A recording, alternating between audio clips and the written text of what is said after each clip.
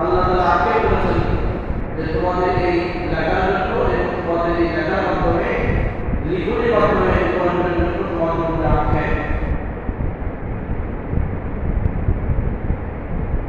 উম্মতে মুহাম্মাদি নবীর যুগে সাহাবায়ে কেরাম রাদিয়াল্লাহু তাআলা আনহুম ইহুদিদেরকে যখন বললেন যে তোমরা আমাদের নবীকে নবী হিসেবে না মানলে তোমরা জাহান্নামে হবে, হুম ফিহা খালিদুন, তোমাদেরকে চিরস্থায়ী জাহান্নামে দিতে হবে, চিরস্থায়ীভাবে জাহান্নামে বসবাস করতে হবে।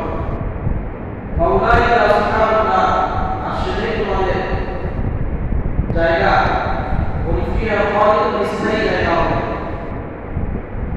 ইহুদিরা আমাদের নবীকে বিশ্বাস করতে মানত, কিন্তু তাদের নবী হিসেবে নয়, বরং আমাদের নবী হিসেবে তারা মানত। তারা তাদের নবী হিসেবে মুহাম্মদ সাল্লাল্লাহু আলাইহি ওয়াসাল্লামকে বিশ্বাস করত না, মানত না। উনি একজন নবী, বিশ্বাস করত, কিন্তু আমাদের নবী হিসেবে বিশ্বাস করত, তাদের নবী হিসেবে নয়। ইহুদিরা মুহাম্মদ সাল্লাল্লাহু আলাইহি ওয়াসাল্লামকে নবী হিসেবে বিশ্বাস করে, কিন্তু তাদের নবী হিসেবে নয়, আমাদের নবী হিসেবে। কোরআনের হাদিসে আল্লাহ তাআলা আমাদের জানিয়ে দিয়েছেন যে কিয়ামত পর্যন্ত যত মানুষ পৃথিবীতে আসবে, এরা যদি কোরবান মুক্তি পেতে চায়, আযাব পেতে চায়, জান্নাতি হতে চায়, আমার এই বন্ধু আমার মুহাম্মদ সাল্লাল্লাহু আলাইহি ওয়াসাল্লামকে মানা ছাড়া, অনুসরণ করা ছাড়া, নবী হিসেবে গ্রহণ করা ছাড়া তাদের উপায় নেই।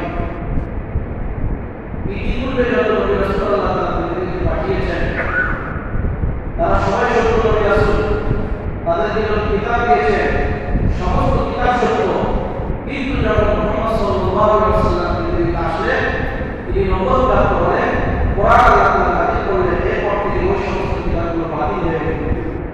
সেগুলো সত্য, কিন্তু সেগুলো আমল করা যাবে না।